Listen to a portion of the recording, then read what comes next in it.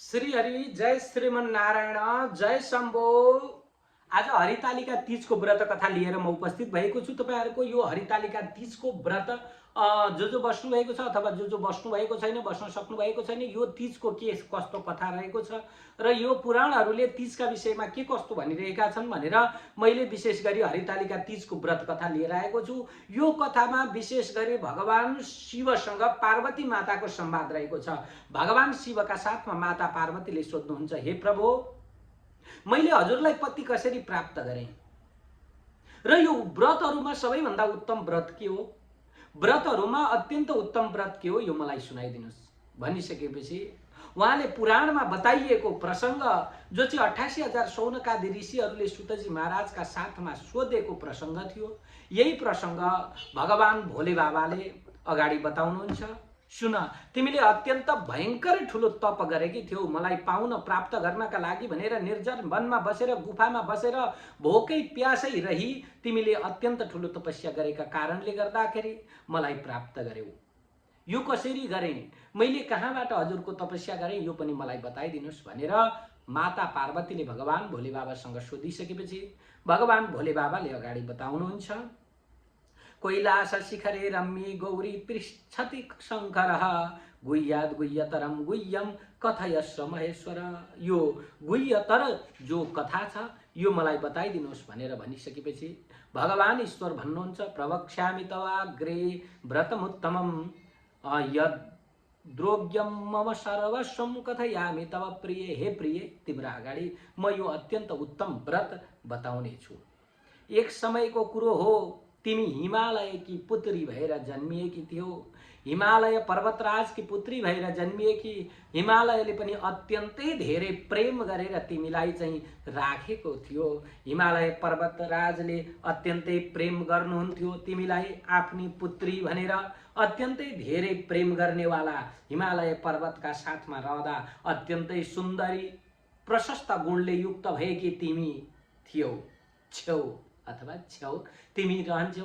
अब यही समयमा नारदजी महाराज एक दिन घुम्दै घुम्दै आउनुभयो। घुम्दै घुम्दै आउने क्रममा नारदजी महाराजले हिमालय पर्वतका दरबारमा आइपुग्नु भयो अनि आइसकेपछि उहाँले भन्नुभयो, हिमालय पर्वतले पनि नारदजीलाई स्वागत सत्कार गरेर अत्यन्त राम्रोसँग सम्मान गरिसकेपछि हिमालय पर्वतका साथमा नारदजी भन्नुहुन्छ, हे पर्वतराज, हजुर की पुत्री अत्यन्त सुन्दरी सुकुमारी मैले देखिरहेको छु।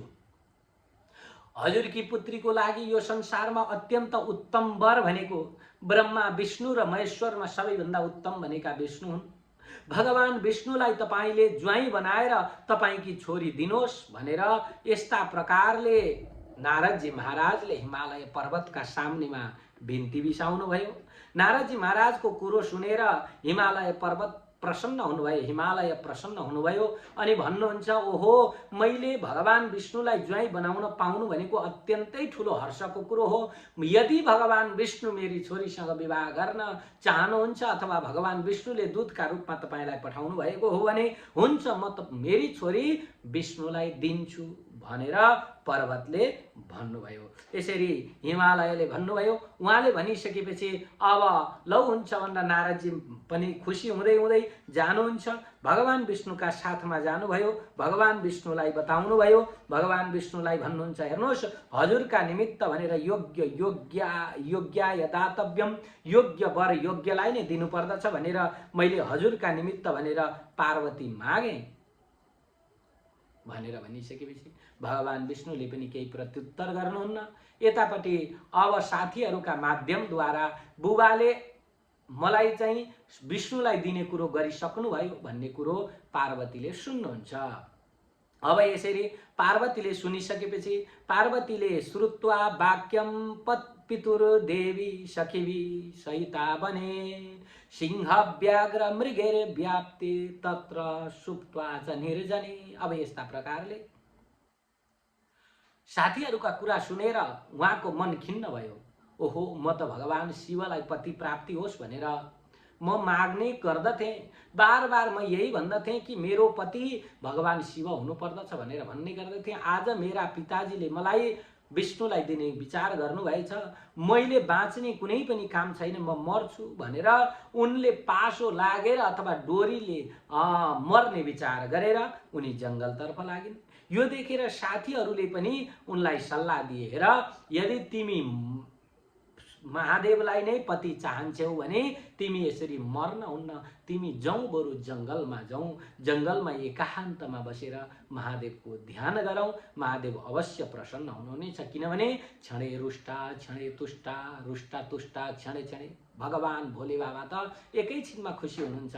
जाउँ हामी गएर तपस्या गरौँ निर्जन वनमा, यहाँ कसैले थाहा हुँदैन भनेर अब यता राजालाई पनि थाहा नदिई साथीहरूले हरण गरेर लिएर गए। अब मातालाई हरण गरेर लिएर गए। अब यसरी पार्वती पनि जानुभयो अनि त्यहाँबाट गएर जङ्गलमा अत्यन्त सिंह व्याघ्रहरू भएका त्यो घनघोर विशाल जङ्गलमा गएर जङ्गलको एउटा कुनामा लुकेर बस्दै हुनुभयो। जङ्गलमा गएर एउटा गुफामा, अत्यन्त डरलाग्दो भयङ्कर ठुलो गुफाभित्र प्रवेश गरेर अनि त्यो गुफामा गएर बस्नुभयो। तर गुफामा खानेकुराहरू केही थिएन। बार बार भगवान शिवको मात्रै उपासना, बार बार मनमा हे शिव, हे परमात्मा, हजुर कहाँ हुनुहुन्छ? हे ब्रह्म, हे परब्रह्म, संसारको सृष्टि स्थिति र लय गर्नेवाला शिव परमात्मा, हजुर कहाँ हुनुहुन्छ? हजुरै मेरो पतिका रूपमा आउनु पर्यो, म संसारमा अरू कसैलाई पनि वरण गर्दिनँ भनेर बार बार भगवान शिवलाई सम्झिँदै सम्झिँदै दिन कट्यो, रात कट्यो। तर त्यहाँ खाने पानी पनि थिएन, भोजन गर्ने भोजन भण्डारा केही थिएन। निर्जल रहेर जल पनि नपिकन दिन रात व्रत गर्नुभयो भन्ने प्रसङ्ग आउँछ। अब किमर्थम दुखिता देवी कथयस्व ममाग्रत यत्ते भवत्यभिहितं करिष्येहं न संशय। अब उनीहरूले पनि पार्वतीका साथमा बसेर उनीहरूले पनि हे देवी हामी पनि तपाईको सहयोग गर्छौं भनेर सहयोग गरे। सबै एकाग्र चित्त भएर भगवान हरिको ध्यान गर्दा भए, हरको ध्यान गर्दा भए। अब यता ध्यान गर्न लागेका थिए, यतापट्टि राजालाई चिन्ता भयो। आहा आज मेरी छोरी कहाँ गई भनेर राजा खोज्न लागे। हे छोरी कहाँ छौ भनेर अनेक प्रकारले राजाले खोजे, तर कहीँ पनि प्राप्त गर्न सकेनन्। अत्यन्त दुखी भएका राजा अत्यन्त चिन्तित भएर छटपटाइरहेका छन्, गाउँ गाउँ खोजिरहेका छन्। कतै मेरी सुकुमारी छोरीलाई जङ्गलका जनावरहरूले मार्यो कि, अथवा चाहिँ कुनै देवता दानव र दैत्यहरू आएर हरण गरेर पो लगे कि, अथवा के भयो मेरी छोरीलाई भनेर अत्यन्त चिन्तित भएका हिमालय अत्यन्त चिन्तित भएर छोरीलाई खोज्न लागे। खोज्दै जाने क्रममा बाटामा कहीँ मूर्छा परेर लड्दछन्। हा छोरी भन्दै छोरीलाई मात्रै स्मरण गर्ने, खानपानहरू सारा त्यागेर हिमालय छोरीको खोजीमा लाग्न लागे। पार्वतीलाई पनि खोज्दै खोज्दै जान लागे, तर कहीँ पनि पार्वतीलाई प्राप्त गर्न सकेनन्। अब यस्तै गरी केन नितासि मे पुत्री देव दानव किन्नरै नारदाय कृतं सत्यम किम दास्ये गरुड ध्वज। मेरी छोरी केना नितासि मे पुत्री, मेरी छोरी कसले लिएर गयो होला? देवताले लगे कि, दानवहरूले लगे कि, किन्नरहरूले लगे कि? मैले नारदलाई वचन दिइसकेको थिएँ भगवान विष्णुलाई छोरी दिन्छु भनेर, अब म के दिउँ? भगवान विष्णुलाई के दिउँ? इत्येवं चिन्तया विष्टो मूर्छितो निपपातः। इत्येवं चिन्तया विष्टः, यस्ता प्रकारको चिन्ता गर्दै गर्दै उनी मूर्छा परेर जमिनमा पछारिए। हाहा कृत्वा प्रधावन्ति लोकास्ते गिरिपुङ्गवम् उचुर गिरविवरम सर्वे मूर्छा हेतु गिरे बद। अब सबैतिर हाहाकार भयो, राजा पनि मूर्छित भए, हिमालय पनि मूर्छित भए। अब के गर्ने हो भनेर सबैले औषधि उपचार गरे, हिमालयलाई मूर्छाबाट बाहिर ल्याए। अब सोधे सबैले के भयो हजुरलाई भन्दाखेरि दुःखस्य हेतु शृणुत कन्या रत्नम हृतम मम। मेरो दुःखको हेतु सुन्नुहोस् न, मेरी कन्या रत्नलाई कसले हरण गरेर लग्यो, कसले लग्यो, म के गरौँ? अब मैले कसरी चाहिँ नारदजीका सामनेमा मुख देखाउँ, मैले विष्णुलाई छोरी दिन्छु भनेर विष्णुलाई ज्वाइँ स्वीकार गरिसकेको थिएँ। अब म के गरौँ, मेरी छोरी कसले हरण गरेर लग्यो। अत्यन्त विलाप गरेर रुन लागे। अनि उचुर गिरवी वरम सर्वे मूर्छा हेतु गिरेवदह दुःखस्य हेतु शृणुत्वम, सबैले हेर मेरो मूर्छा पर्ने हेतु नै यही हो, यही कारण हो, मैले आज छोरी कहाँ प्राप्त गरौँ भनेर अत्यन्त दुखी भएर उनले छोरी खोज्दै खोज्दै गए। चकम्पे शोक संतप्तो बाते नेव महत्तमः गिरिर वदान वनम यावत। अब उनले के गरे त भन्नुहुन्छ भनेदेखि त्यो घरमा त्यो गाउँमा होइन, उनी खोज्न लागे, जङ्गल जङ्गलमा खोज्न लागे। लता पताका तरुहरूले घेरिएको जङ्गल, बाघ स्याल मृगहरूले घेरिएको त्यो जङ्गलमा घुम्न लागे। सिंह व्याघ्रैश्च भल्लुकैर अरिभि सहितम वनम तम चापी विपिने घोरे ब्रजन्ती सखिविसह। अब त्यहाँ उनी खोज्दै खोज्दै लागे। अब शोकले अत्यन्त सन्तप्त भएका ती पार्वतीका पिताजी खोज्दै खोज्दै अगाडि बढ्न लागे। अब त्यो जङ्गलमा कस्तो छ त भन्दाखेरि सिंहहरूले घेरिएको, बाघहरूले घेरिएको, भालुहरूले घेरिएको, विभिन्न प्रकारका चराचुरुङ्गीहरूले घेरिएका, लत्ता वृक्ष र वनस्पतिहरूले घेरिएको त्यो अत्यन्त घनघोर जङ्गलको बीचमा माता पार्वती रहनु भएको छ। तमचापी विपिने घोरे ब्रजन्ती सखिविसह, त्यही घोर जङ्गलमा साथीहरूका साथमा बसेर अब त्यहाँ बसिरहनु भएको छ। अब त्यति बेला नै के भयो त भन्दा यता खोज्दै जाँदै थिए। त्यही दिन अब यता माता पार्वती पनि त्यो जङ्गलमा बसेर अत्यन्त घनघोर भगवान शिवको तपस्या गरिरहनु भएको छ। तत्तिरे च महागुहाम तत्र दृष्टवा नदीम रम्याम, तत्तिरे च महागुहाम, त्यहाँ चाहिँ एउटा अत्यन्त सुन्दर नदी देख्नुभयो। अनि नदी देखिसकेपछि त्यो नदीको गुफा देख्नुभयो। गुफामा प्रवेश गरेर ताम प्रविश्य सखी सार्धम अन्न भोग विवर्जिता, त्यहाँ प्रवेश गरेर साथीहरूका साथमा अन्न र पानीहरू नखाइकन अनि पार्वती माता रहन लाग्नुभयो। संस्थाप्य बालुका पिण्डम पार्वत्या सहितम ममः, अनि बालुकाको पिण्ड त्यहाँ राखेर अथवा बालुवाको लिङ्ग बनाएर अनि त्यहाँबाट भगवान भोले बाबाको त्यही लिङ्गमाथि पूजा गर्दै या तृतीया भाद्रपदे हस्त नक्षत्र संयुता तत्र वादित्र गीतेन रात्रौ जागरणम कृतम। अब यसरी समय बित्दै गयो। ध्यान गर्दा गर्दै उहाँहरूको भगवान शिवको पूजा गर्दा गर्दै त्यहाँ चाहिँ के भयो त भन्दाखेरि अब भाद्रपद तृतीया तिथि आयो, हस्ता नक्षत्र र सोमबारको दिन भयो। यो सबै महासंयोग जुर्यो। अब यो दिनका दिन के भयो त भन्दा दिनभरि पानी पनि नपिइकन, अन्न पनि नखाइकन अब भगवान भोले बाबाको ध्यान गर्दै रात्रिको समयमा तत्र वादित्र गीतेन रात्रौ जागरणम कृतम, रात्रिको समयमा भजन गाउँदै अनि त्यहाँबाट अनेक प्रकारका बाजाहरू बजाउँदै त्यो रात्रि यसै बित्यो।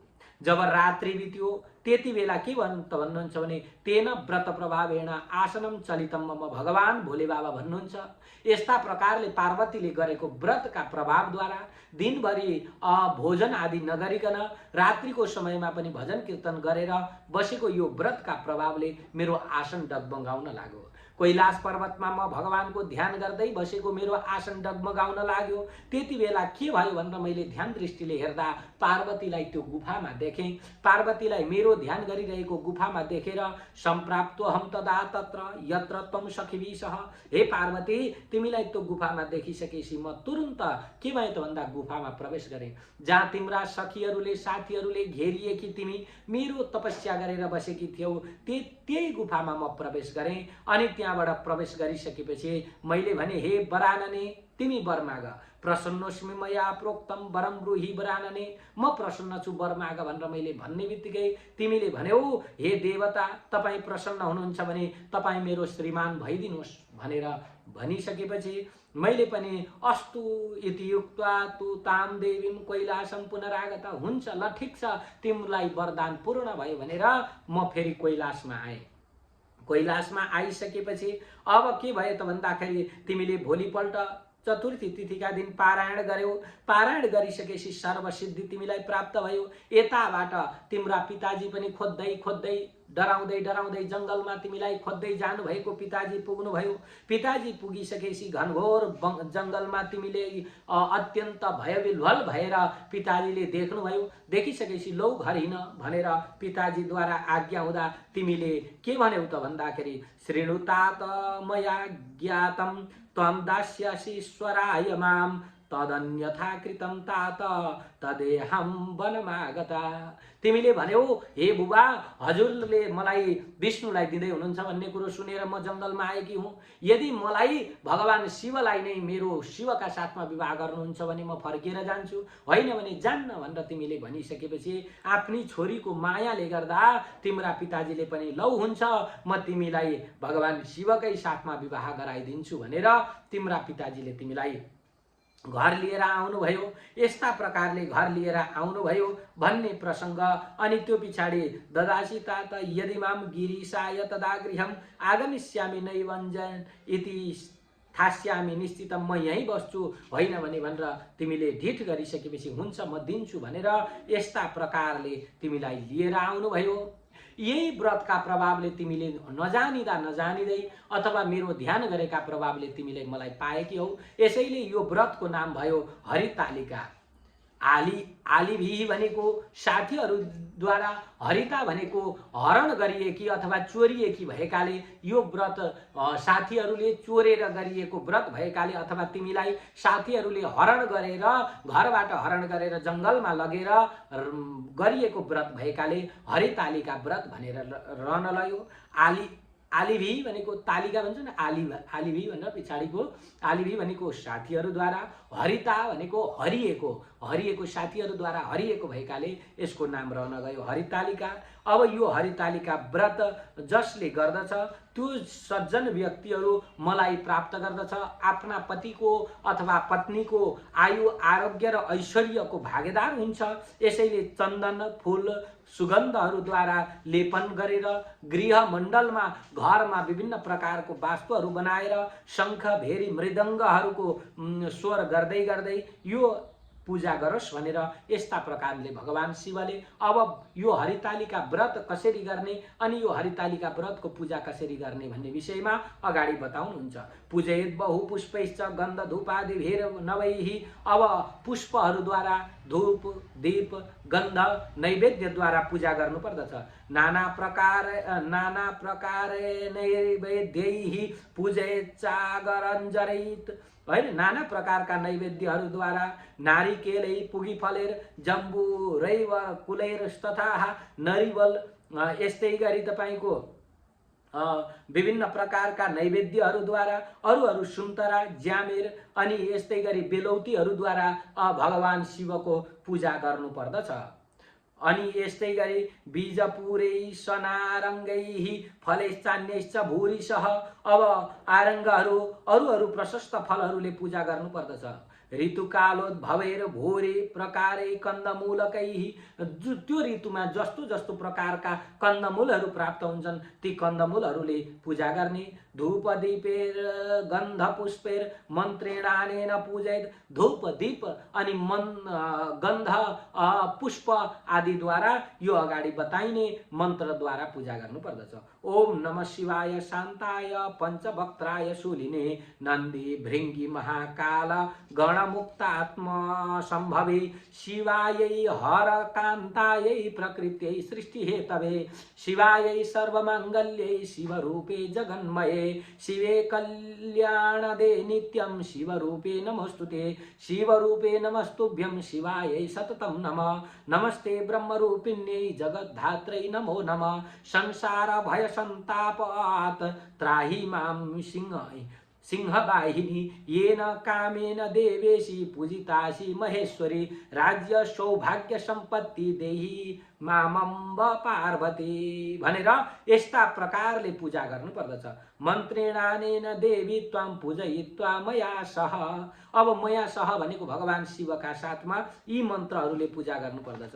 यो मन्त्रले के भन्छ त भन्नुहुन्छ भनेदेखि हे देवी, हे पार्वती, हे जगन्माता, हे परमेश्वरी, हे शिवा, हे शङ्करी, हजुरलाई म नमस्कार गर्दछु। हे शान्त स्वरूप भएका, हे त्रिशूली, हे पञ्चास्य शिव, हे सृष्टिकर्ता, हे स्थितिकर्ता, हे संहारकर्ता, हजुर जगन्माया, सर्वमङ्गल माङ्गल्य हुने, हे हरकान्त, हे शिव, हे उमानाथ, हे कल्याणद, हे कल्याणलाई दिनेवाला, हजुरलाई म नमस्कार गर्दछु। हे शिव रूपका, हे शिवका प्रेमी, हे शिवका प्रिय, हजुरलाई पनि म नमस्कार गर्दछु। हे ब्रह्मरूपी, हे जगतधात्री, तपाईलाई पनि म नमस्कार गर्दछु। संसारको भयलाई हटाउनेवाला, हे सिंहमा चढेकी देवी, म तपाईलाई नमस्कार गर्दछु। त्राही देवेशी गिरिजाम्बिकाश्वरी, हे देवेशी मेरो रक्षा गर्नुहोस्। हे गिरिजाम्बिकेश्वरी, हे गिरिजा, हे गिरिजा, हे शैलपुत्री, हजुरलाई म नमस्कार गर्दछु। हे अम्बिका, हे पार्थिवरा, हे दुर्गा, म तपाईलाई नमस्कार गर्दछु। हे मनकामना देवी, सिद्धकाली देवी, हे गुह्येश्वरी देवी, जो हजुर भगवान शिवको अर्धाङ्गी स्वरूप हुनुहुन्छ, हजुरलाई म नमस्कार गर्दछु। हे शक्ति स्वरूपा माता, म हजुरलाई नमस्कार गर्दछु। हे प्रिय, यस्ता प्रकारले यो मन्त्रद्वारा जुन व्यक्तिले मेरो र तिम्रो उपासना गर्दछ त्यो व्यक्ति अवश्य नै सफल हुन्छ भनेर यस्ता प्रकारले भगवान श्री शिव प्रभु परमात्माले पार्वतीलाई बताउँदै हुनुहुन्छ। भो अब यस्ता प्रकारले त्वं पूजित्वा मया सह कथां श्रुत्वा विधानेन दद्याद् अन्नश्च भूरिश, अनि कथा सुन्ने विधानपूर्वक अन्नदान आदि गर्नुपर्दछ। ब्राह्मणेभ्यो यथाशक्तिया देया वस्त्र हिरण्यगाः, ब्राह्मणहरूलाई यथाशक्ति वस्त्रहरू, हिरण्य, भूमि, पृथ्वी, गाई आदि दान गर्नुपर्दछ। दिनेभ्यो दियता भूरि स्त्रीणां च भूषणादिकम्, अब दिन दुखीहरू जो छन्, दरिद्री जो छन्, यस्ता व्यक्तिहरूलाई खानेकुराहरू दिनुपर्दछ। स्त्रीहरूलाई कपडा लत्ता कपडा आदि दिनुपर्दछ।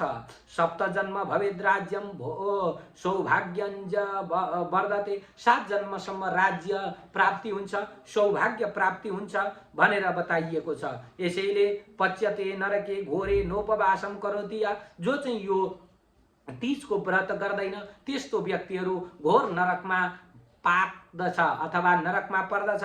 जसले यो तीजको उपासना नगरे, जसले तीजको उपासना गर्नेहरूको हेला हिंसा गर्दछ, जसले यो तीजको उपासना गर्दैन, तीजको व्रतको प्रसाद ग्रहण गर्दैन, प्रसादको अपमान गर्दछ, भगवान शिवको अपमान गरे समान हुन्छ र यो नरकमा गएर रहँदछ। भाजने बिन्मसे दन्नम सवस्त्रम फल दक्षिणाम, अब यस्तै गरी दक्षिणा फल अन्नहरू पनि विभाजन गरेर सबैजना मिलेर भोजन गर्नुपर्दछ। वायनम दिग्जवर्यापः दद्यादन्नं च पारणम, एवं विधि या कुरुते च नारी त्वया समाना रमते, जसले चाहिँ जुन नारीले यस्ता प्रकारले आफ्नो व्रत समाप्ति भएपछि भोलिपल्टका दिन पारायण गरी यी नियमपूर्वक विधि विधानपूर्वक जसले व्रत गर्दछन्, हे पार्वती तिमी समान फल प्राप्त गर्दछन्, तिमीले समान फल प्राप्त गर्दछन्, शक्तिशाली हुँदछन्। आफ्ना श्रीमानको आयु बढाउनको लागि मात्रै नभएर आफूले चाहेका इच्छित फल प्राप्त गर्नको लागि यो व्रत बसोस्। अश्वमेध सहस्राणि वाजपेय शतानि च कथा श्रवण मात्रेन तत्फलम प्राप्यते नरै, अश्वमेध 100 वटा अश्वमेध यज्ञ गरेको र 1000 वटा अश्वमेध यज्ञ गरेको, 100 वटा वाजपेय यज्ञ गरेको फल यो कथा सुन्नाले, यो हरितालिका तीजको व्रत कथा सुन्नाले प्राप्ति हुँदछ। आज हजुरहरूलाई सुनाउनाले मैले पनि अत्यन्तै ठुलो फल प्राप्त गरेको छु। हजुरहरूले पनि यहाँसम्म आएर यो अश्वमेध यज्ञ गरे बराबरको फल प्राप्तिको यो हरितालिका तीजको कथा श्रवण गर्नुभयो। हजुरहरू सबैजनालाई भगवान शिवको कृपा प्राप्त होस्, माता पार्वतीको आशीर्वाद सबैजनालाई प्राप्त होस्। सबैलाई हरितालिका तीजको शुभकामना व्यक्त गर्दै बिदा हुन चाहन्छु। श्री हरि जय शम्भो। ओम।